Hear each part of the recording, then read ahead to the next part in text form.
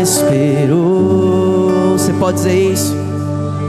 A fonte da vida que me encontrou. És o dom de Deus, o Messias, o meu Salvador. Tu és por quem a minha alma esperou. A fonte da vida que me encontrou. És o dom de Deus, o Messias, o meu Salvador. Vamos dizer que queremos beber. Quero beber, diga, do teu rio, Senhor. Sacia minha sede, lava o meu interior. Eu quero. Queremos fluir, eu quero beber da tua fonte, fonte de águas vivas.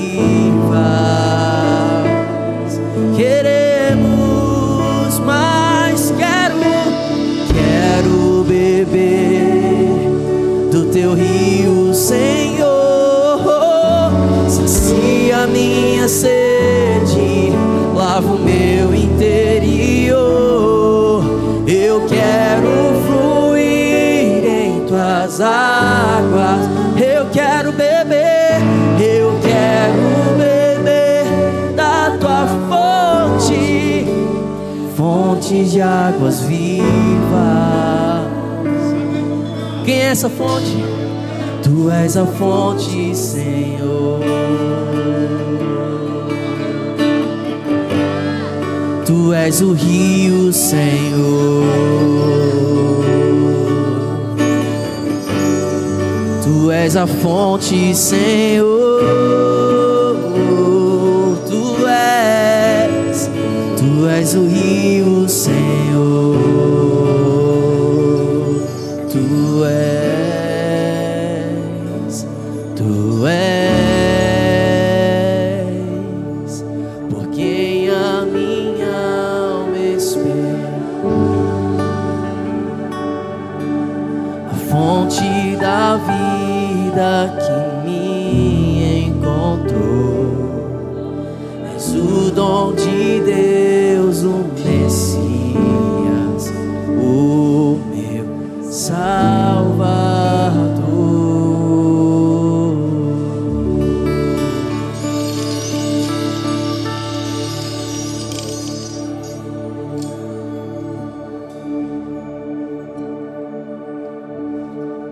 Aleluia, aleluia, glória a Deus.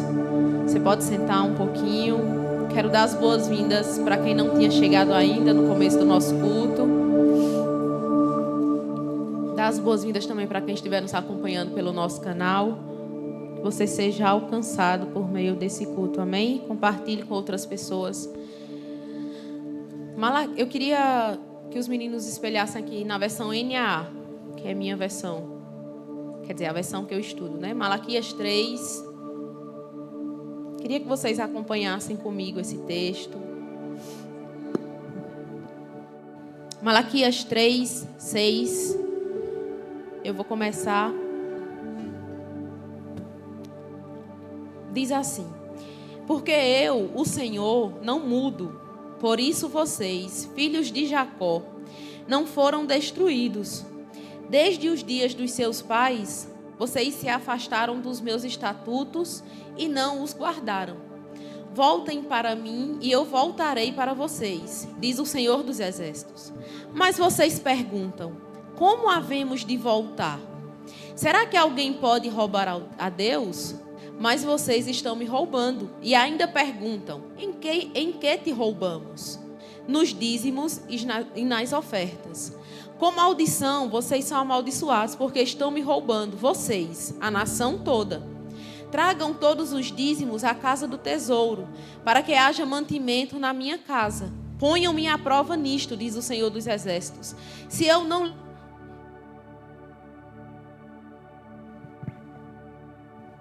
Alô, amém, vai dar certo. Amém. Vamos continuar, tá? Diz assim: tragam todos os dízimos à casa do tesouro, para que haja mantimento na minha casa. Ponham-me à prova nisto, diz o Senhor dos Exércitos, se eu não lhes abrir as janelas do céu e não derramar sobre vocês bênção sem medida. Por causa de vocês, repreenderei o devorador, para que não consumam os produtos da terra, e não deixarei que as suas videiras no campo fiquem sem fruto, diz o Senhor dos Exércitos. Todas as nações dirão que vocês são felizes, porque vocês serão uma terra de delícias, diz o Senhor dos Exércitos. Queridos, alguns pontos nós podemos conversar aqui sobre eles. Eu confesso que eu poderia simplesmente ler os versículos 8 a 10, que geralmente é onde a gente se atém. Mas do versículo 6 ao versículo 12, coisas poderosíssimas nós poderíamos perder se não lêssemos do começo ao fim dessa passagem. Um ponto que eu quero conversar com vocês essa minha versão fala: voltem-se a mim. E eles perguntam: como poderemos voltar? Se você volta é porque você não está indo no caminho correto, amém? Então, voltar dá a ideia de que eles estavam se desviando do caminho. E aqui cai por terra toda discussão que muitos tentam levantar na justificativa de preservar a sua própria avareza ou o seu próprio egoísmo, de justificar. Mas, Vanessa, o dízimo estava na velha aliança. Malaquias é o último livro da velha aliança. Contra essa fala, nós podemos usar a passagem de Abraão, que deu o dízimo naquela vitória que encontrou Melquisedeque, e não havia nenhum mandamento que mandasse Abraão recolher o dízimo. O que isso nos prova? Que quando você quer fazer o que é certo, você faz independente de. Você não busca justificativas para não fazer. Amém? Olhe para as pessoas que tentam sempre justificar, porque o dízimo recolher dízimos está na velha aliança. Mas se isso tivesse caído por terra, a partir do momento que a nova aliança foi estabelecida com o nascimento de Jesus, Hebreus não faria reputação a Malaquias, a Melquisedeque. Hebreus não falaria aqui, estamos em um dos últimos livros do Novo Testamento, amém? Hebreus. Ele não diria, aqui quem recolhe são homens, mas lá no céu, um que testifica e que vive. Se ele diz aqui, ele está falando nos dias atuais. Esse é o segundo ponto. O segundo ponto, que talvez seja um dos mais temíveis, para mim pelo menos, é que o Senhor pergunta, vocês ainda me perguntam, pode o homem roubar a Deus? Mas Deus não espera que haja resposta, Ele mesmo responde. Mas vocês estão me roubando nos dízimos e nas ofertas. Essa é uma palavra de correção, querido, porque vai ter muita gente aí fora, principalmente quem não congrega, quem nunca foi alcançado pela bênção do Senhor, sabe que o seu dízimo e a sua oferta não consegue comprar o favor de Deus sobre você. O favor de Deus foi derramado sobre você desde o momento que você foi alcançado pela salvação. Tem coisas que o Senhor fará acontecer por nós, que não é porque somos dizimistas e ofertantes. Mas uma vez que somos obedientes na totalidade, que nós não filtramos o que nós queremos ou não obedecer, nós estamos aptos a ser plenamente abençoados pelo Senhor. É isso que Malaquias diz. Vejam, façam prova de mim se eu não derramar sobre vocês bênção sem medida. Vocês querem sobre a vida de vocês bênção sem medidas? Eu acredito que até o próprio Deus, Ele disse, eles não vão entender o nível de bênção. Então eu vou dizer assim, uma bênção sem medida. Sem medida, sem comparação, algo que nós nunca recebemos, nós podemos receber por meio da obediência aos mandamentos do Senhor. E o terceiro ponto, ou quarto, que eu já me perdi, é que ele diz para que haja mantimento. Manutenção, quem faz é o pastor. São os líderes dos departamentos, mas o mantimento, quem traz é o corpo. A manutenção, a gente pode pagar e a pessoa vem fazer manutenção do microfone, manutenção do carpete, mas o mantimento não é quem está fora do corpo, quem vai prover o mantimento para a casa do Senhor. Somos nós, eu e você, amém? Você está pronto para fazer isso? Quero pedir para você ficar de pé. Nós temos aqui o nosso QR Code, a nossa chave Pix, na verdade, ivvsmbv@gmail.com. Se você faz por meio dos aplicativos digitais, pega o seu celular, nós vamos orar, amém? Segura a sua oferta, aí na sua frente tem um envelope de dízimos e ofertas. Vamos fazer isso com intenção e fidelidade, amém? Vamos orar por nossas sementes, nossos dízimos. Pai, nós queremos te agradecer por tudo aquilo que o Senhor tem confiado em nossas mãos. Reconhecemos que tudo vem de ti, tudo volta para ti, Senhor. Não queremos ser negligentes e nem ladrões daquilo que é teu. É por isso que nessa manhã, Pai, nós alinhamos o nosso coração para fazer com inteireza, com verdade, obedecendo ao mandamento que o Senhor nos deu. Que haja liberalidade, Pai. Que o Senhor nos proteja de toda a avareza e toda paixão e amor às riquezas. É o que nós te pedimos e desde já te agradecemos. Em nome de Jesus, amém. Pode vir lançar. Com alegria eu entrego minha oferta ao Senhor. Deus dá semente ao que semeia e pão para alimento. Com alegria eu entrego minha oferta ao Senhor. Deus dá semente ao que semeia e pão para alimento.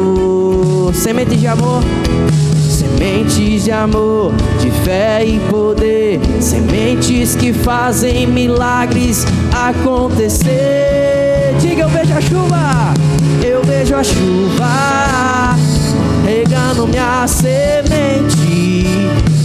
É o sobrenatural de Deus chegando de repente. É o sobrenatural de Deus, é o sobrenatural de Deus chegando de repente.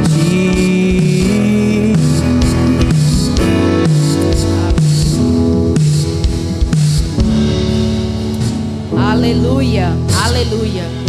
Fazemos isso com alegria, amém? E o sobrenatural chega de repente. Amados, eu quero chamar a ministra dessa manhã. Prepara o seu coração. Acata com mansidão cada palavra ministrada. Vem pra cá, Cris.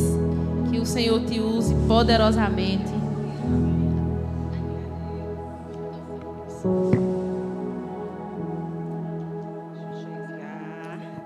Que hoje é muita coisa, gente. Graça e paz, queridos. Bom dia, igreja. Vai dar certo.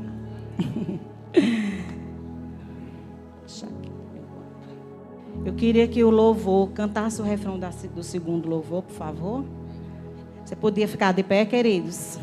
Vamos continuar aquecendo as nossas turbinas em oração, rendendo graça ao Senhor, porque Ele é bom. Aleluias. Ora com intensidade, queridos. Ora como se você estivesse vendo a Cristo pessoalmente. O que você diria a Ele? Então rasga o teu coração esta manhã. Há gratidão no seu coração. Então diz para Ele. Ele quer ouvir. Ele quer ouvir. Ai, Jesus, obrigada, Pai. Obrigada, Jesus. A fonte graças eu te dou, Senhor. Graças nós te damos, Pai. Por toda a bondade, toda a fidelidade, Senhor. Obrigada, Senhor Jesus. Porque o mundo está no meio de um pecado inesgotável. Mas nós estamos em Ti, Senhor, na Tua presença. Nós decidimos ficar com a melhor parte, Pai. Obrigada, Espírito Santo de Deus. Tu és bem-vindo neste lugar. Obrigada porque Tu tens nos feito andar em passos seguros, em verdes pastos, Senhor. Obrigada, Espírito Santo, por ser a voz mansa, que corrige, que delega, que instrui. E obrigada, Senhor, porque nós seremos, em nome de Jesus, bons ouvintes, ouvintes das Suas instruções, porque nós não queremos retroceder, Porque nós não somos os que retrocedem, mas nós somos aqueles que avançam. Aleluia, Jesus. Obrigada, Jesus. Hoje há uma gratidão muito grande no nosso coração, Pai. E nós queremos expressar com júbilo, com canto e com toda a alegria do nosso coração. Porque um dia o Senhor nos tirou de um lamaçal de pecado, onde nós estávamos perdidos em nossos próprios deleites. Nós éramos tão imerecidos, porque nem nós mesmos acreditávamos em nós. Mas o Senhor nos amou mesmo assim. Obrigada por esse amor que nos levou para um reino de luz e nos colocou em um patamar aonde ninguém imaginávamos que chegaríamos, porque nós estamos assentados com Ele. Você se alegra com isso, queridos? Nós estamos assentados com Cristo. Ei, não é uma utopia não, queridos. É uma realidade. É a realidade da nova criação. Se você nasceu de novo, o pecado não faz parte mais das nossas vidas. O lamaçal não pode encher os nossos olhos. Deus nos chamou para uma obra grande e Ele vai precisar de pessoas com corações alinhados à Tua palavra, pessoas que não vão se deixar deturpar pela moda do mundo. Sabe, queridos, Deus, Ele precisa de um povo diligente, fiel, comprometido com a Sua palavra. E nesta manhã eu quero que você diga: eis-me aqui, Senhor. Eis-me aqui, Senhor. Usa-me, Senhor. Usa-me, Senhor. Aleluias. Graças nós te damos. Graças nós te damos, Pai. Porque Tu tens sido bom. E a nossa alegria não é passageira. A Tua força, Pai. É na Tua força que nos alegramos, Senhor. Obrigada, Pai, porque a nossa alegria, mesmo diante de circunstâncias, ela permanece presente, porque nós sabemos a quem nós temos confiado as nossas vidas. Amém? Amém. Glórias a Deus, queridos. Você pode sentar. Você já falou com a pessoa que está do seu lado?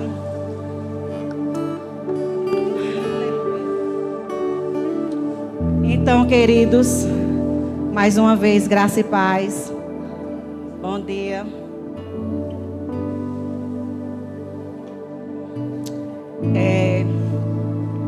Esses dias, né, eu tive nesse último feriado, uma oportunidade de estar com a minha família, lá na roça, né? E o louvor pode sentar. Marcartem, por favor, ficar aqui comigo. Eu não gosto de ouvir o retorno da minha voz, tá? É só por isso, queridos. Fica me aparecendo, vocês vão entender depois, tá?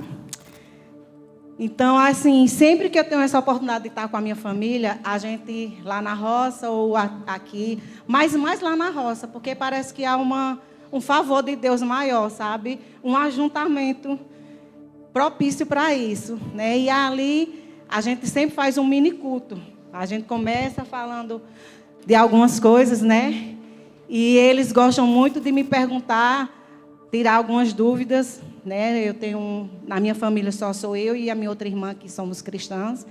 Os demais são católicos, alguns praticantes e outros não. E aí, no meio desse culto doméstico, né? Eu falava a respeito do papel do homem, do sacerdote do lar, de que ele era o provedor. Porque na minha família tem muitos jovens namorando e às vezes eles acham que namorar é muito bom e casar é melhor ainda, mas você tem que saber das responsabilidades do casamento, né? E aí eu aproveito esses momentos mesmo para dar esse choque de realidade para eles, né? Estão namorando, né? Mas você sabe que o que vem aí depois do namoro é um casamento. Então se prepara, porque não é só as mil maravilhas, né, queridos? Há responsabilidades, há deveres e a serem cumpridos, né? E no meio dessa conversa, quando eu olho para esse relógio, Jesus, no meio dessa conversa, a minha irmã disse assim: por que aquela mulher virou uma estátua de sal? Gente, quando ela perguntou assim, eu disse, meu Deus, obrigada, Espírito Santo, porque o Senhor vai me dar a oportunidade de falar sobre os espíritos enganadores. O tema dessa ministração hoje é espíritos enganadores. Porque, queridos, o mundo está cheio deles. Olha aí, esse final de semana o que é que a gente teve, né? Uma festa mundana, a festa da carne, onde as pessoas se preparam, eles customizam suas roupas, gastam horrores, preparando para se divertir em apenas 2 dias, né? Porque a alegria deles é passageira. E ali eles cumprem, eles se deliciam com todo o banquete de Satanás. A imoralidade sexual, o uso de drogas, né? Bebedice, contendas, brigas, idolatria, porque eles acabam idolatrando a cantores que vêm cantar. Então, há todo tipo de engano em um momento como esse, né? E aí eu comecei a conversar com eles, né, a respeito disso e falei sobre esta festa, né? Porque as pessoas, elas têm rotulado como normal muitas coisas, né? E para a gente dar início a isso, senão eu já vou começar falando do que não era para falar ainda. Eu quero que vocês abram aí a Bíblia de vocês em Gênesis. Eu tenho colocado 19, mas a gente vai ler mais um pouco, tá, gente?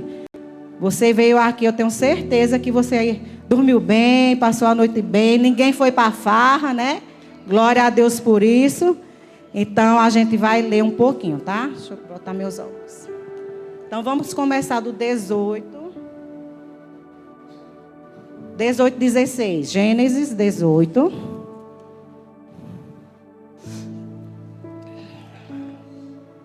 Tenham um pouco hoje de paciência mais comigo, tá, gente? Porque hoje é muita coisa e eu queria falar tudo aquilo que o Senhor colocou no meu coração. Amém? Então diz o seguinte, vamos começar, tá? Quando aqueles homens se levantaram dali, olharam para Sodoma, e Abraão ia com eles para os encaminhar. O Senhor disse, será que eu devo esconder de Abraão o que estou para fazer? Visto que Abraão certamente virá a ser uma grande e poderosa nação, e nele serão benditas todas as nações da terra, porque eu o escolhi para que ordene aos seus filhos e à sua casa depois dele, a fim de que guardem o caminho do Senhor e pratiquem a justiça e o juízo, para que o Senhor faça vir sobre Abraão o que lhes prometeu. Então o Senhor disse, o clamor contra Sodoma e Gomorra tem aumentado e o seu pecado é gravíssimo. Descerei e verei se, de fato, o que tem praticado corresponde a esse clamor que veio até mim. E se este não for o caso, eu ficarei sabendo. Assim, aqueles homens partiram dali e foram para Sodoma. Mas Abraão ainda permaneceu na presença do Senhor. E aproximando-se, Abraão perguntou, será que vais destruir o justo com o ímpio? Se houver, por acaso, 50 justos na cidade, ainda assim destruirás e não pouparás o lugar por amor dos 50 justos que nela se encontram? Longe de ti fazeres tal coisa, matar o justo com o ímpio, como se o justo fosse igual ao ímpio. Longe de ti será o juiz de toda a terra, não faria a justiça. Então o Senhor disse, se eu encontrar 50 justos dentro da cidade de Sodoma, pouparei a cidade toda por amor a eles. Então Abraão continuou, eis que me atrevi a falar ao Senhor, eu que sou só pó e cinza. Caso faltasse 5 para 50 justos, destruirás por isso toda a cidade? Deus respondeu, não a destruirei, se eu encontrar ali 45. Então Abraão disse, e se por acaso houver ali apenas 40? Deus respondeu, não farei por amor aos 40. Então Abraão insistiu, não se ire, Senhor, se eu continuar a falar. E se houver ali apenas 30? E o Senhor respondeu: não o farei eu ao encontrar ali 30. Então Abraão continuou: eis que me atrevi a falar ao Senhor, e se por acaso houver ali apenas 20? E o Senhor respondeu: não a destruirei por amor aos 20. E finalmente Abraão disse: não se ire o Senhor, se ali falo somente mais esta vez. E se por acaso houver ali apenas 10?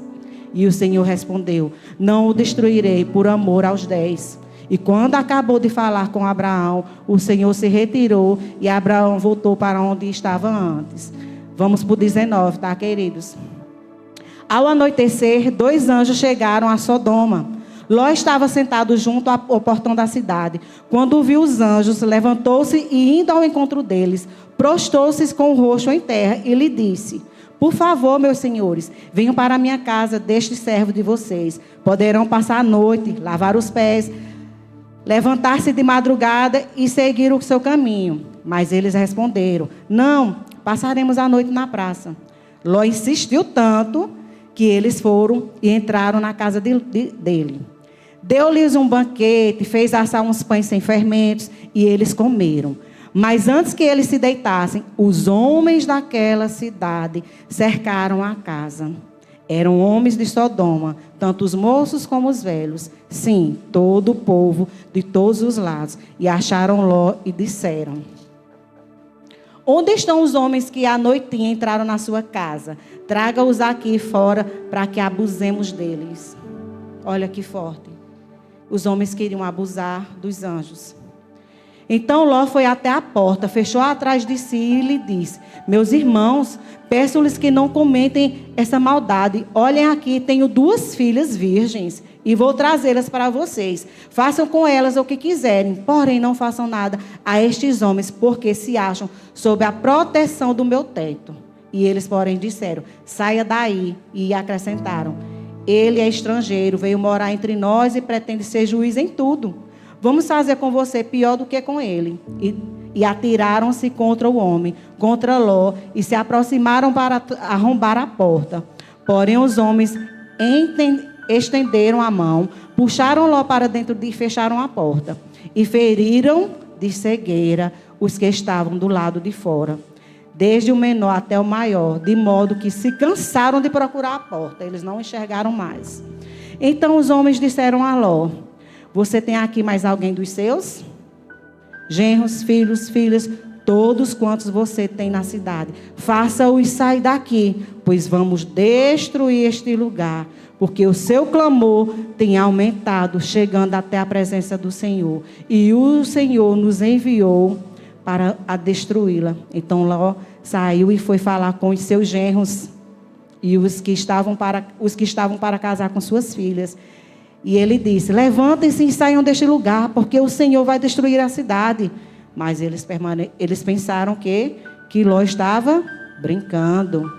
E ao amanhecer, os anjos apressaram Ló, dizendo: levantem-se, peguem a sua mulher e as suas 2 filhas, que aqui se encontram, e saiam daqui, para que você não morra quando a cidade for castigada. Como, porém, ele se demorasse, aqueles homens o pegaram pela mão, a ele, a sua mulher e as 2 filhas, sendo-lhe o Senhor misericordioso, os tiraram e o puseram fora da cidade, havendo-os levado para fora, um deles: corra para sair daqui com vida. Então, queridos, vamos ficar por enquanto até aqui, amém? Sodoma e Gomorra era uma cidade que estava vivendo a imoralidade sexual desenfreada, né? A Bíblia fala que havia um clamor tão grande que chegava ao Senhor, né? E aqui no livro de Gênesis, né? Assim como também lá no livro de Lucas, depois vocês podem abrir, eu vou pedir para vocês abrirem, né?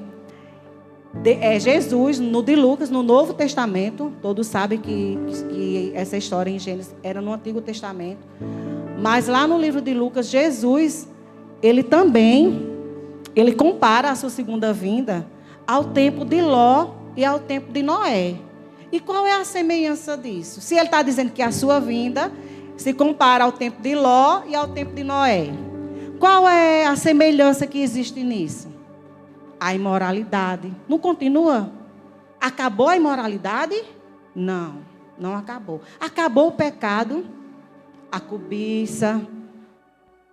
Acabou, não acabou, queridos. A homossexualidade. Não acabou. Ainda nós vemos todos, muito pelo contrário, essas coisas têm se alastrado. Sabe? E aí quando Jesus, lá no Lucas 17, se vocês puderem colocar aqui os meninos. Lucas 17, 28, ele diz o seguinte. Oh, Jesus, o celular não está me ajudando. Lucas 17, 28. Vamos.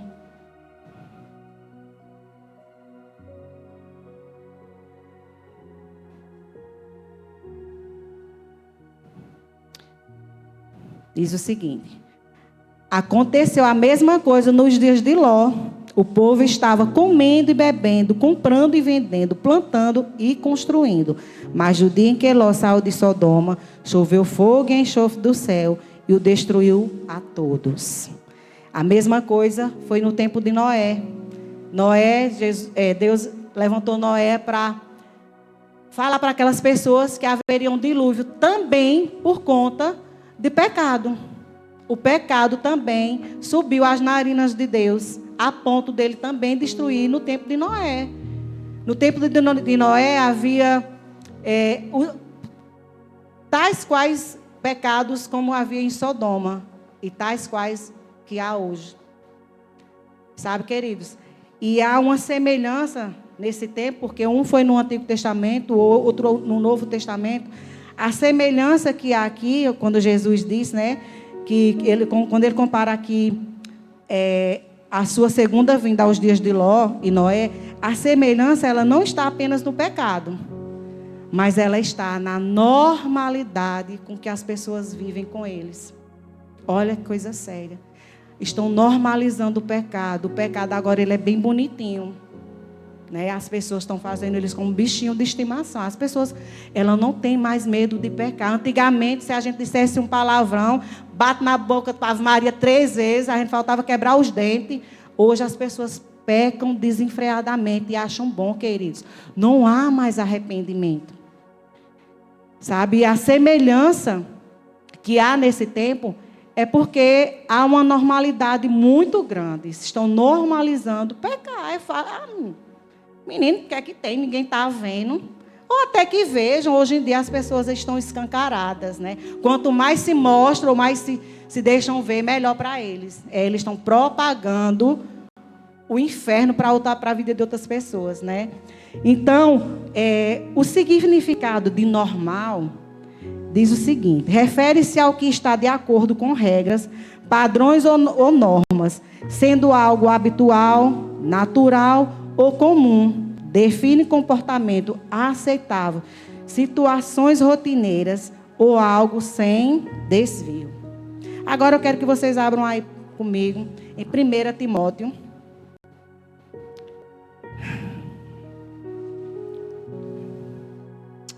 1 Timóteo 4:1, tá, queridos? É um versículo que diz o seguinte: o Espírito diz claramente que nos últimos tempos alguns abandonarão a fé e seguirão espíritos enganadores e doutrinas de demônio. Tais ensinamentos vêm de homens hipócritas e mentirosos, que têm a consciência cauterizada e proíbem o casamento e o consumo de alimentos que Deus criou para serem recebidos com com ação de graça pelos que creem e conhecem a verdade. Vamos ficar por aí. Então, quando ele diz assim, o Espírito diz claramente, ou o Espírito diz expressamente em algumas versões, que nos últimos tempos alguns abandonarão a fé e seguirão a espíritos enganadores. E nós temos vivido esses dias, queridos. Nós temos visto com os nossos próprios olhos, a todo momento. Por onde a gente passar, a gente tem visto isso. Porque quando Paulo escreve aqui a Timóteo, ele não estava falando para os ímpios, não. Isso não foi uma revelação profética, né? Que isso foi uma revelação profética que o apóstolo fez a Timóteo. Ele não estava dizendo, olhe, os irmãos da igreja ou só vai ficar livre disso, porque o povo do mundo vai passar por isso e isso. Não, queridos. Quando ele diz assim, o Espírito diz claramente que nos últimos tempos, alguns abandonarão a fé e seguirão a espíritos enganadores. Ele estava falando para a igreja. Era um alerta para a igreja. Sabe que hoje nós vivemos um tempo muito conturbado de muitas coisas, de muitas informações. O que é verdade hoje eles veem como uma mentira. E o que é mal eles veem como se fossem bons, né? Hoje as pessoas eles perderam os seus princípios e os seus valores. Eles têm deturpado a palavra. É como se eles quisessem colocar o evangelho de Cristo dentro de uma embalagem que coubesse, que se adaptasse ao seu estilo de vida. Vamos... Oxe, menino, se Deus é amor, todo tipo de amor é válido. Vamos lá, meu filho. Vamos namorar, eu e você, e nós três, nós quatro, que é bom demais, deve ser muito... Está entendendo, queridos? Eles estão querendo moldar o evangelho de Cristo para que as coisas fiquem aceitáveis para eles, porque eles já viram isso como normal. Mas sabe que quando o Timóteo fala, quando Paulo escreve aqui a Timóteo, e ele faz essa revelação, né? Em algumas Bíblias diz que expressamente, o Espírito diz que expressamente, nos últimos tempos. Quando ele diz assim, expressamente, queridos, é uma advertência inquestionável. Acabou. Vai acontecer. Não tem para onde correr, vai acontecer.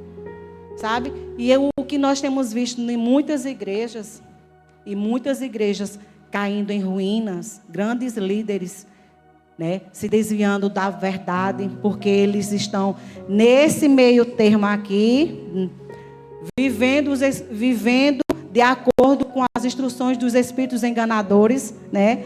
Quando ele faz essa advertência aqui, ele não fez só para os ímpios, como eu falei para vocês, mas ele fez para a igreja mesmo, né? Essa é uma palavra que é para nós, sabe, queridos? Porque o mundo, ele já sabe, ele já não tem mais arrependimento. O pecado é tão escancarado que eles não pensem que, eu creio, em nome de Jesus, que alguns hoje amanheceram arrependidos do que fizeram ontem à noite ou sexta à noite. Mas muitos vão acordar como se nada tivesse acontecido. Porque eles normalizaram tanto o pecado que eles não vê mais isso como um pecado. Eles não vê como uma condenação, sabe? E nós não podemos normalizar junto com eles. Porque nós somos a igreja de Cristo. Nós somos o sal dessa terra. Então, o nosso posicionamento precisa ser diferente. A nossa conduta precisa ser diferente. A nossa fala precisa ser diferente. Sabe, a gente precisa ter muito cuidado com o que a gente faz quando as pessoas não estão vendo. Quem é o crente quando as pessoas não estão vendo. E para que as pessoas não olhem para a gente. Oxe, esse é só mais um, menino. Está igual a nós ou pior. Isso é muito sério, queridos. É muito sério. Nós temos visto em muitas igrejas uma evasão muito grande de pessoas que vinham antes à igreja, que hoje não vêm mais. Talvez essas pessoas elas estejam sendo atacadas por espíritos enganadores dentro da igreja. Isso é possível, sim. De ver, de repente, um ministro de louvor. Eu não estou falando da igreja, amém, mas eu estou falando para a igreja, para nós, amém. Ele vê um ministro de louvor, um ministro aqui, um profeta, falando heresia, falando algo que não convém com a palavra, ou falando algo que não vive. E aí ele lá fora, ele vê o comportamento daquela pessoa, ele vai ficar. Se não tiver maturidade, não fica, queridos, porque nós estamos aqui por Cristo. Nós sabemos que pessoas são falhas mesmo. Nós vamos errar, mas nós nos arrependemos dos nossos erros. Deus nos dá a liberdade e o favor de nos arrependermos. E há, graças a Deus, há graça sobre nós. Então, a gente precisa entender o papel da igreja no mundo atual. Amém, queridos? Então, eu vejo essa invasão desses espíritos enganadores, né? E engraçado que Deus me deu até uma visão. Eu disse, Jesus, O Senhor é espetacular, né? Eu deitada e eu vi assim, um grande incêndio. Era um grande incêndio, agora um incêndio muito, muito grande. As labaredas de fogo, elas se alastravam rapidamente. E não tinha como elas serem contidas rapidamente. Então ela ia cada vez queimando, e aquele fogo ia pegando mais em outros lugares. Imagine aí a Amazonas, né? Houve um tempo das queimadas na Amazônia, que pegava rapidamente aquele fogo, né? E aí o Espírito Santo trouxe ao meu coração que muitas pessoas que estavam no meio deste fogo, muitas vezes elas não morrerão por conta do fogo em si. Talvez elas tenham queimaduras de 1º grau, de 2º grau. Elas podem ficar dias internadas. Elas podem até morrer. Mas muitos sobrevivem. Mas sabe o que é que mata? Sabe o que é que mata? E o Espírito me dizia, a fumaça. A inalação da fumaça. A inalação da fumaça. E a fumaça não fica só onde queimou não, viu? Ela se alastra, ela vai... Quanto mais vento tiver, mais fumaça ela vai levar para lugares mais longe. E essa fumaça tóxica que a gente tem muitas vezes inalado, da mentira, da normalidade, da falta de perdão, de achar que é normal homem com homem, mulher com mulher, é achar que é normal ter relação sexual antes do casamento, é você achar normal xingar sua mãe, desrespeitar sua mãe e seu pai, não ter respeito com seus pais, a desobediência. É essa fumaça que muitos estão inalando. E a morte tem sido em massa, queridos. A morte tem sido em massa. Sabe que eu queria hoje, no dia de hoje, trazer uma palavra de ânimo para você. Mas eu preciso fazer aquilo. E eu disse, Senhor, eu não queria falar sobre essas coisas. Mas o Espírito Santo, Ele diz, é preciso que se fale. É preciso que se fale. E eu falo com temor e com tremor, queridos, porque isso atingiu a mim. Eu me avalio muito. Como eu sou. Em que eu tenho... Em quantas mil coisas eu não tenho que melhorar para me chegar ao nível perfeito do Senhor. Mas a gente chega se a gente permanecer. Permanecendo no caminho. Olhando para o alvo que é Cristo. Sabe? Não é dando ouvido a espíritos enganadores, a modinha do mundo. Porque todo mundo está fazendo, eu também vou fazer. É não, queridos. A verdade, ela é a mesma ontem e hoje será eternamente. Deus, Ele não muda. Deus, Ele não muda, não adianta. Sabe, queridos, que muitas vezes, a gente quer alcançar muitas pessoas, e glória a Deus por isso, né? E nada contra a tecnologia, né? Nós temos uma igreja com paredes, né, mais escuras, nós temos iluminações, nós temos aqui na nossa igreja um louvor abençoado, arranjos que, meu Deus, hoje, Lucas, Jesus, eu estava achando, eu estava num show gospel, bem distante, né? Algo muito... É bom de estar na presença. E nada contra isso. A tecnologia, ela precisa ser usada mesmo para o bem. Sabe o que é que a gente não pode? É deturpar a palavra para poder alcançar uma geração, como muitos estão fazendo. Moldando a palavra do Senhor para alcançar outros. Gente, como assim? Tem igrejas que podem tudo, queridos, por aí. Porque eles querem alcançar a todos, do jeito deles, mas não com a verdade, com a mentira. E o engano é grande. O inferno já está esperando. Sabe, queridos, que a gente precisa ter uma consciência de que nós não estamos aqui só por passagem, mas que nós estamos aqui a caminho da eternidade. Há uma eternidade que nos espera. E a gente não vai ser hipócrita de dizer que uma vida vivida de todo jeito, a gente vai viver essa eternidade, porque não vai. Há um outro lugar que nos espera se a gente não cumprir a palavra do Senhor, se a gente não andar segundo os seus desígnios. Amém? Então, as pessoas, elas querem rotular o evangelho, mudar o rótulo do evangelho. Vamos aqui modernizar. Já deveriam ter mudado até a Bíblia, né? Já teve até sugestão disso aí por uma apresentadora do inferno. De mudar a Bíblia, né? Coitada. Chegou tarde, viu, filha? Porque a palavra do Senhor é a mesma. Ela precisa. Sabe que ela precisa ser declarada, proclamada, mas da forma correta, do jeito certo, com a verdade. Há estratégia para fazer isso? Porque até Jesus teve. Jesus era o maior estrategista para evangelizar, né? Antigamente, né, no Antigo Testamento, as escrituras eram no hebraico. E o hebraico era uma língua que eu creio, né, não estudei sobre isso, mas eu creio que não deveria ser uma língua fácil de se usar, né? Mas aí o que foi que Deus fez? Quando o grego chegou e ele foi se alastrando, as pessoas foram gostando de falar no grego. Foi uma língua mais universal para aquele tempo. Quando Jesus ele veio, ele mudou do hebraico para o grego. Olha aí. E Jesus era estrategista. Ele mudou por quê? Para alcançar mais pessoas. Mudanças são necessárias, queridos. Sabe que uma igreja, quando ela está crescendo, avançando, ela vai precisar mesmo passar por mudanças. A gente precisa acompanhar aquilo que é certo, aquilo...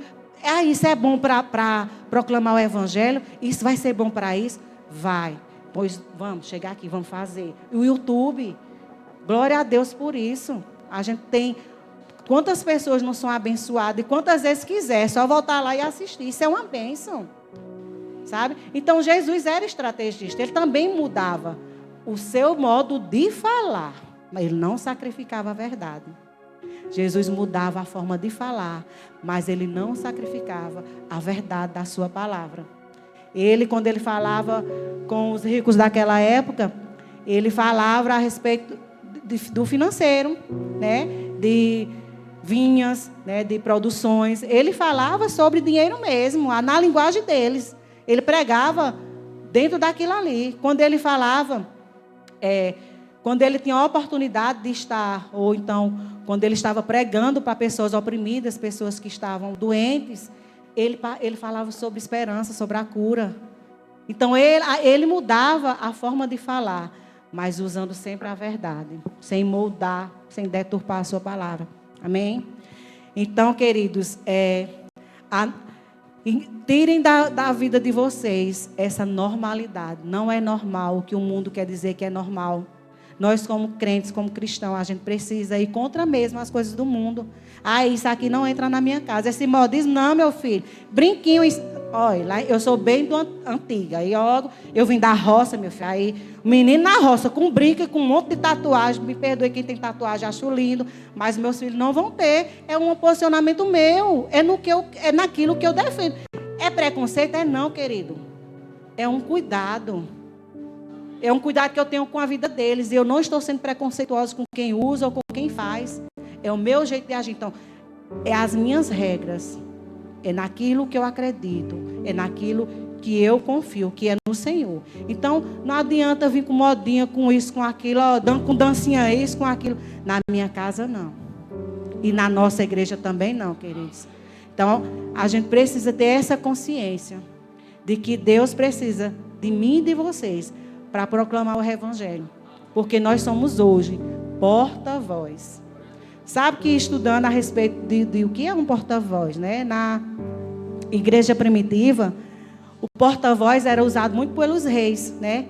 E eles tinham a obrigação de levar uma mensagem, de levar um decreto, um princípio, mas eles também tinham algo que eles não podiam fazer, era mudar nada. O porta-voz, ele não tinha o direito de mudar uma vírgula. Era do jeito que ele recebia, era a forma como ele precisava entregar. E nós somos esses porta-voz. Do jeito que está aqui, é a forma como a gente vai falar. Amém? Sabe que o porta-voz, a Bíblia ele fala que o porta-voz ele decreta, ele prega, ele declara, ele leva uma mensagem, né? E já pensou, Deus levantou tantos porta-vozes aqui, né?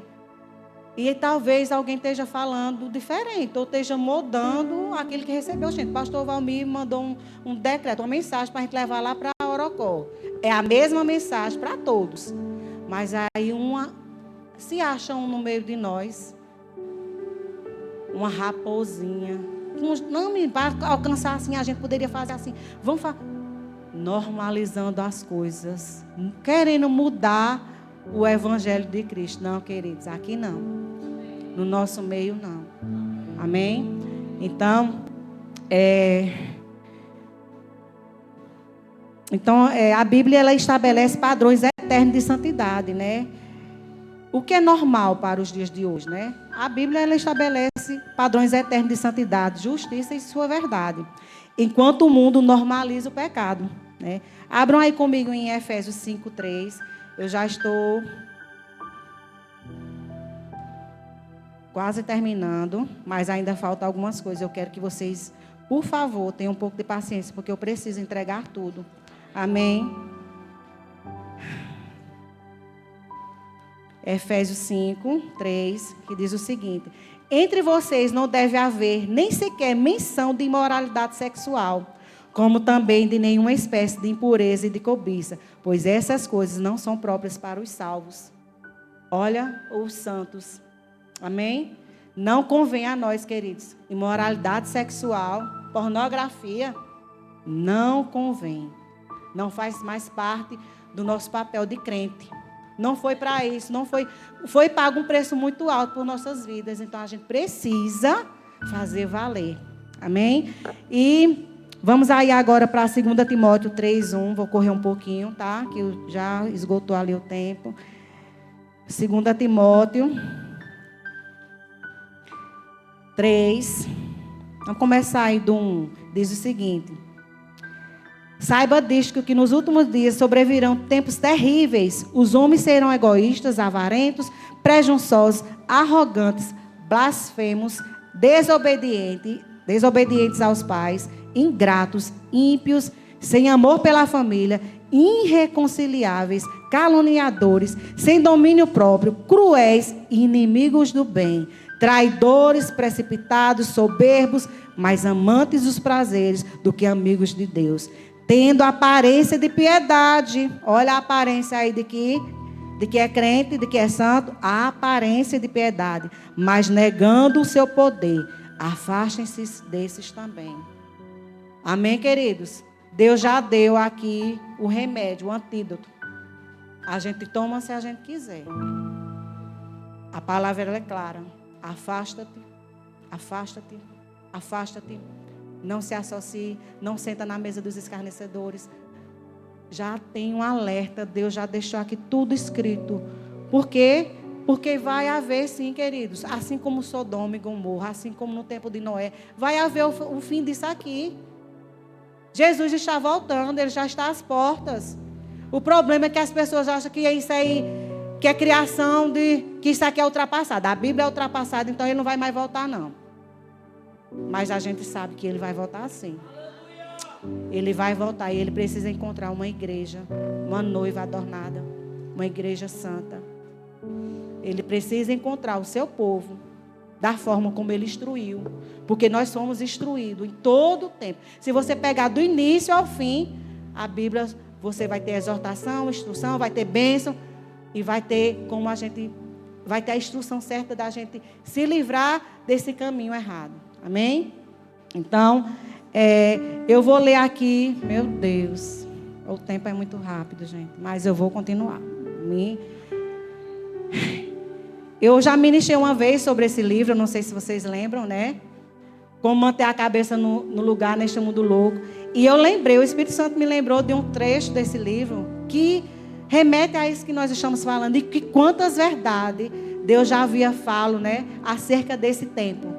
Dos espíritos enganadores desse tempo. E ele diz o seguinte: até que ponto essa mentalidade já permeou a igreja? Considere essa estatística. É fato que aproximadamente 40% dos cristãos praticantes nos Estados Unidos não creem na verdade moral absoluta. Será que é só lá nos Estados Unidos? É não, queridos. É universal. Muitos não creem na verdade absoluta. A trajetória dessa estatística está mudando em uma velocidade tão alarmante que estará ultrapassada quando este livro chegar às suas mãos. Para entender para onde essas redefinições de cultura estão se dirigindo, simplesmente tenha uma conversa honesta com alguns jovens. Preste atenção. Você aprenderá em primeira mão que até mesmo os jovens cristãos têm uma visão muito negativa das pessoas que aderem à verdade absoluta ou à moralidade absoluta, de mente pequena e julgador. Muitas vezes a gente vai falar: olha, filho, não faça isso, porque isso é pecado, senão você vai morrer. Vixe, não, manhã. Ou não, fulano, isso não é mais para hoje, não. Está sendo muito radical. É não, querido, está na Bíblia. Está na palavra. Amém? Então, eles podem nos julgar como pessoas de mente pequena, ou um julgador, né?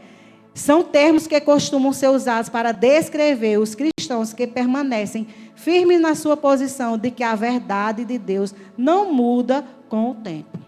Quando esta mentalidade predominante em uma sociedade, quando a maioria acredita que todos estão certos e ninguém está errado, e o ato de corrigir crenças erradas se torna muito difícil de ser feito, na verdade, nos nossos dias, quando muitos estão se afastando do padrão da verdade absoluta, um enorme número de pessoas, até mesmo na igreja, consideraria inadequado corrigir alguém pelo que ela acredita, especialmente se essa pessoa realmente acredita nisso. A autoridade da Bíblia tem sido fortemente diminuída. E agora é vista como um livro sagrado entre muitos livros sagrados. Olha o perigo. Aqueles que aderem à Bíblia e acreditam na sua autoridade absoluta são em grande escala considerados antiquados. Cada vez mais a opinião da sociedade zomba daqueles que afirmam que a verdade de Deus é o padrão eterno. Esses defensores de fé são vistos como os remanescentes intolerantes de uma era passada, que estão fora da sintonia com a realidade dos nossos dias. Eles querem a todo custo rotular o evangelho, mudar, mas eles não vão conseguir, queridos, porque há uma igreja do Senhor levantada neste mundo para repreender esses espíritos enganadores. Amém? A sociedade moderna embriagou-se com a liberdade da autograficação concedida àqueles que aceitam essa premissa louca de que todos estão certos e ninguém está errado em questão de fé. Verdade e crença. A insanidade de um mundo sem princípios está espalhando rapidamente seu veneno tóxico por toda parte, para todas as esferas da sociedade, que, como vimos, um número crescente de pessoas não tem sequer certeza do gênero que eles pertencem. Tem pessoas que têm dúvida se é homem ou se é mulher. É certo isso? A que ponto nós chegamos? E quando eu ministrei a respeito desse livro, eu passei vários dias assim muito impactada, e eu chorava muito quando eu lia, e eu tinha assim muita compaixão, porque era um engano muito grande que as pessoas vivem, a ponto de levarem suas crianças, ainda crianças de 4 anos, para mudar de sexo. E quando o livro diz, que as pessoas têm dúvida de qual sexo elas pertencem, é porque o mundo ele tem dito que é normal você mudar. Você quer ser homem hoje? Não, amanhã eu quero ser mulher. E aí você vai ser mulher. Não, me arrependi. Não, gostei de ser mulher. Negócio com peito, com isso. Vou voltar a ser homem. Eita, gente, é um engano.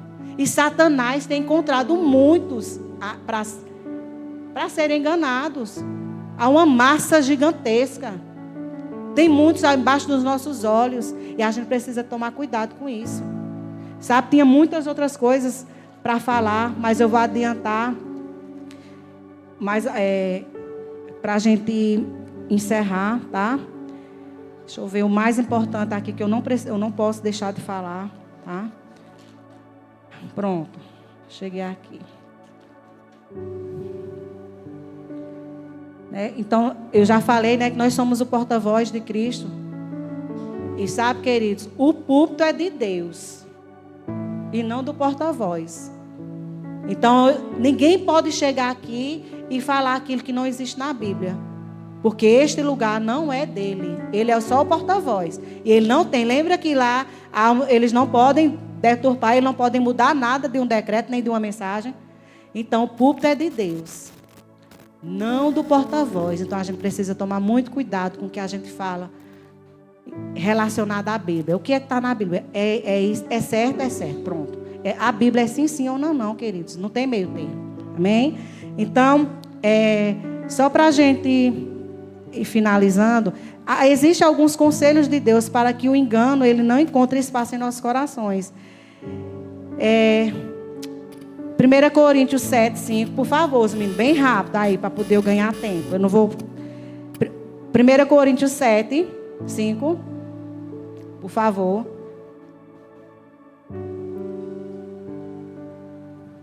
Vou adiantar aqui.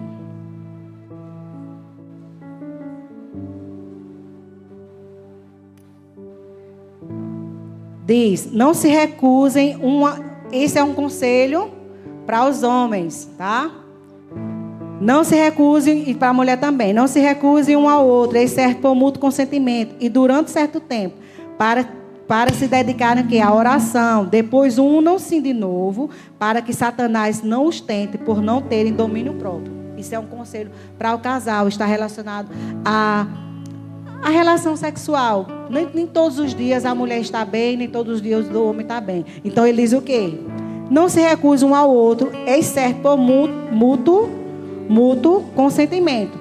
Precisa haver o consentimento dos dois. Amém? A mulher, um conselho agora para a mulher, tá, gente? Em Efésios 5, 2. Eu vou precisar correr, tá?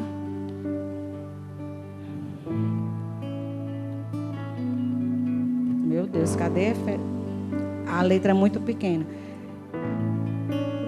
Efésios 5, 22, tá? Vamos para aí. Mulheres, sujeitem-se cada uma a seu marido como ao Senhor, pois o marido é o cabeça da mulher, como também Cristo é o cabeça da igreja, que é o seu corpo, do qual ele é o Salvador. Amém? Então aqui são conselhos que o mundo quer deturpar. Eles querem dizer que a mulher hoje ela é liberal e a gente pode todas as coisas, inclusive hoje eu vou para uma balada, vou deixar ele sozinho em casa e vou me curtir com outros e com outras, né? E tá tudo bem, não, queridos. A sabedoria, Deus está instruindo as mulheres a como elas serem mulheres que vão edificar a sua casa. Amém? E tem vários conselhos aos jovens, né? Que eles honrem os seus pais e honrem o pai e honrem a sua mãe, para que Deus prolongue os seus dias de vida nessa terra, porque é o único mandamento com promessa.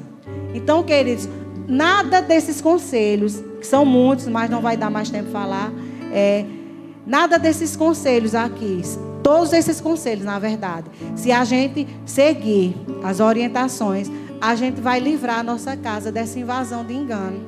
Amém? Nós precisamos estar blindados com a palavra e com a verdade, na nossa boca, no nosso coração e nas nossas atitudes.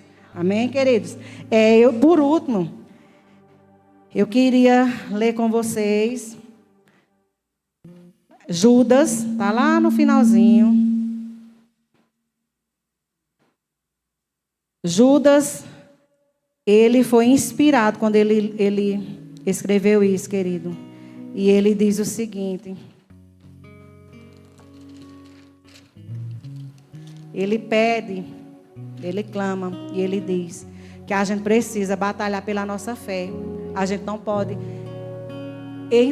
nos deixar enfraquecer na fé por conta do que a gente tem visto, do que os nossos olhos têm visto. E ele diz o seguinte: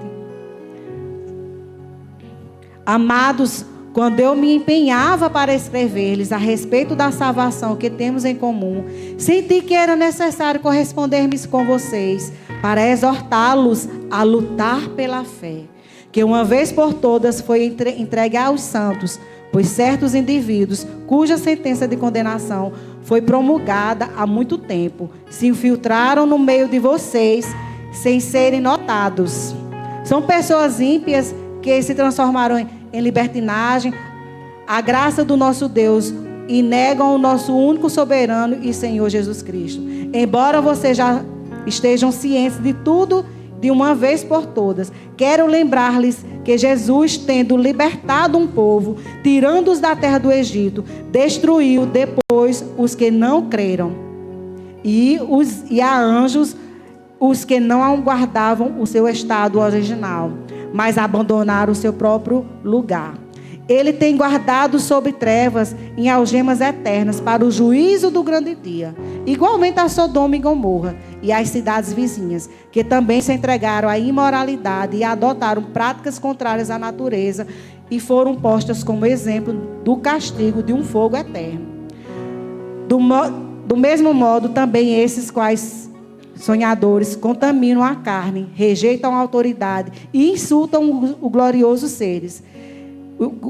E insultam os gloriosos seres celestiais. Contudo, nem mesmo os arcanjos Miguel, quando entrou em conflito com o diabo e discutia a respeito do corpo de Moisés, ou ousou pronunciar sentença difamatória contra ele. Pelo contrário, ele disse: o Senhor repreenda você.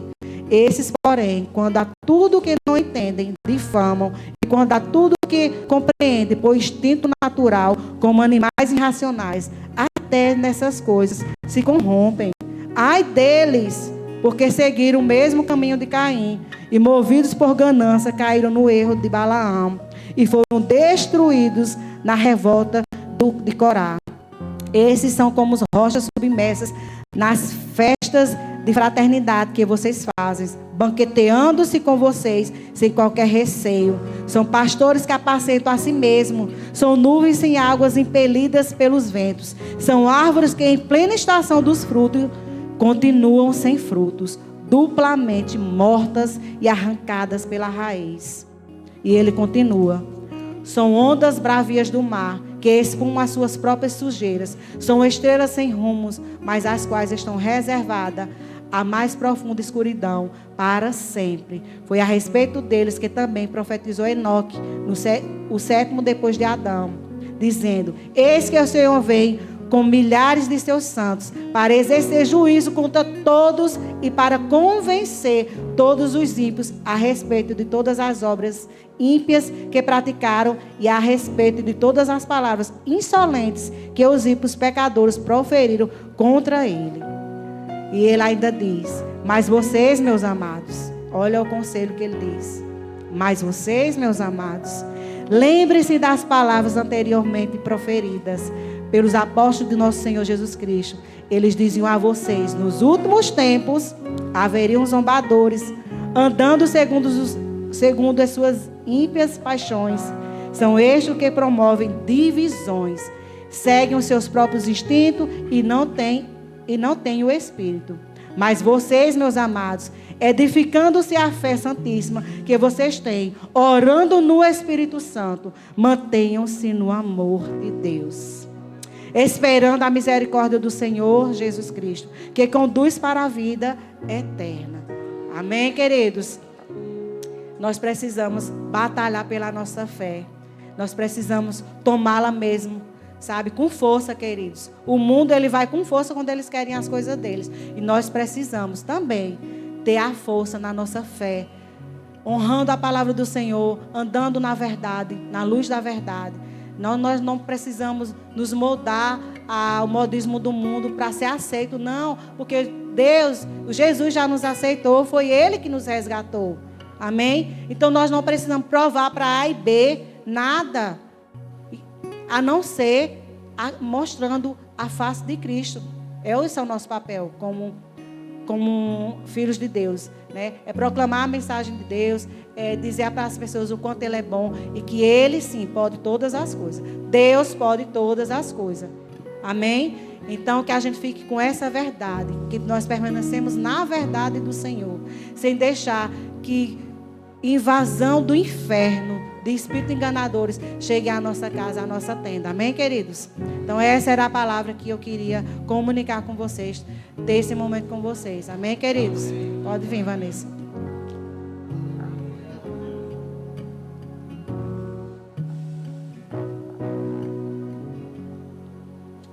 Depois eu pego as coisas. Amém. Amém. Estou sem palavras. O Espírito Santo fala, amém, queridos? E nesse domingo que o Senhor quer nos dizer é aquele que tem ouvidos, ouça. Eu confesso que tem uns dias, né, que Nilma mandou a escala lá no celular. E eu primeiro vejo qual dia que eu tô e depois eu vejo o que eu vou fazer, se é ministrar ou se é dirigir. E eu tinha certeza, Cris, que eu ia ministrar hoje. E perguntando ao Senhor, né, Senhor, sobre o que ministrar, o que a tua igreja precisa ouvir. E o Senhor falou santidade. E eu comecei a ler um livro sobre santidade, a ler a Bíblia. E aí quando foi durante a semana, no meio da correria, o Senhor, eu fui olhar, né, eu disse, deixa eu ver se é dirigir, se é ministrar, e era dirigir. Mas já continuei, né, lendo o livro sobre santidade, sobre santificação. E queridos, é necessário que a gente estude, que a gente aprenda, que a gente coloque isso em prática, amém? Foi uma palavra maravilhosa. Eu oriento você a ouvir de novo, e de novo, e de novo. Quantas vezes forem necessárias, escute essa palavra. Porque ninguém vai ver a Deus. Ninguém que for santo não vai ver a Deus. Somente aquele que for santo. E santificação é um processo diário. Amém? Santos somos a partir do momento que o Espírito Santo habitou em nós. Mas a santificação, ela é um processo.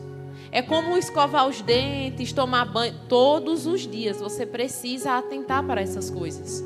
E eu tenho 3 livros aqui. Eu vou começar pelo meu preferido, que é esse. Como manter a cabeça neste mundo louco. Eu acho que eu fiz tanta propaganda desse livro.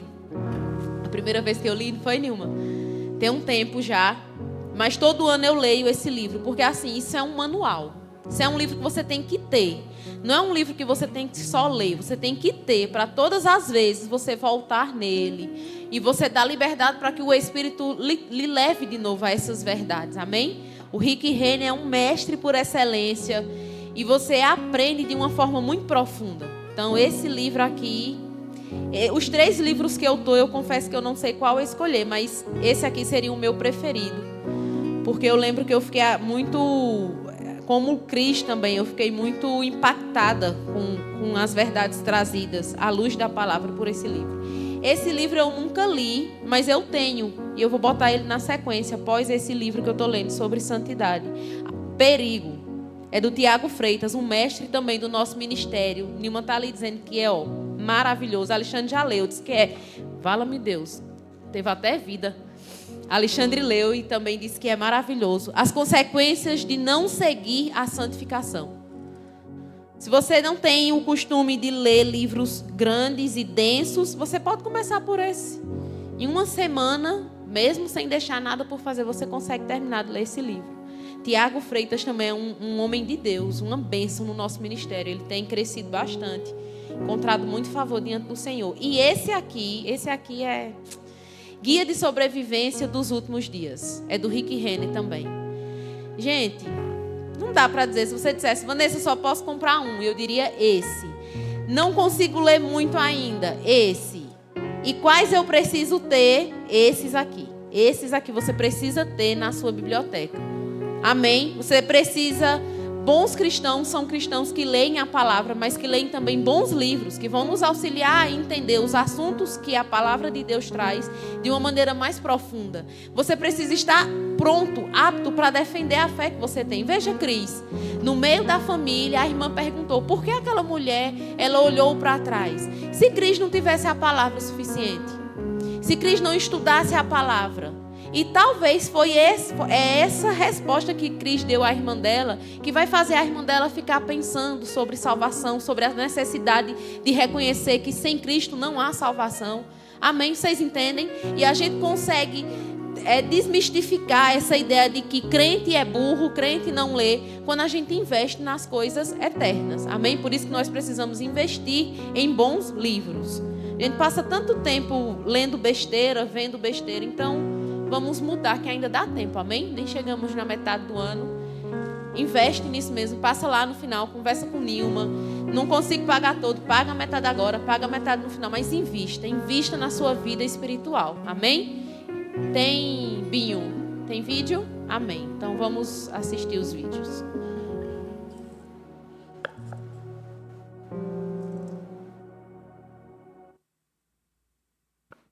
Paz, igreja, que alegria ter você aqui conosco. Quer ficar por dentro de tudo que está acontecendo na nossa igreja? Então preste atenção nos nossos avisos. Na quinta-feira, a partir das 20 horas, nós temos oração aqui na nossa igreja. E não é novidade que temos vivido tempos poderosos na presença do Senhor. E você não pode ficar de fora. Sábado, às 6 horas da manhã, nós temos oração, café e comunhão. Então venha participar desse momento poderoso conosco. Comece o seu domingo da melhor maneira. A partir das 10 horas, nós temos o nosso culto de ensino. E logo após a noite, às 19 horas, nós temos o nosso culto de celebração. Então, venha cultuar conosco e convida mais uma pessoa para vir junto com você. Se você veio de outra igreja ou você nasceu de novo aqui, o discipulado é o seu primeiro passo. Ele é necessário para você se tornar membro, para o seu batismo nas águas e para servir no reino. Procure a nossa equipe e inicie esse processo. Já concluiu o discipulado? Agora é hora de dar o próximo passo. Temos vários departamentos esperando por você, então venha servir conosco. O Projeto Souza segue firme. Você pode estar deixando 1 quilo de alimento não perecível aqui na igreja durante a semana, das 8 às 2 horas ou durante os nossos cultos. Venha ser resposta na vida de alguém. Invista no seu crescimento espiritual. A leitura de bons livros fortalece a fé e amplia o conhecimento da palavra. A nossa livraria tem títulos que irão te ajudar nessa jornada. Registramos tudo o que acontece aqui na nossa igreja e ao participar dos nossos cursos, você está liberando a sua imagem para fins institucionais. Qualquer dúvida, você pode estar entrando em contato conosco. Nossa igreja é o lugar de edificação, transformação e fortalecimento. Então viva essa transformação. Vão na paz e fiquem com Deus.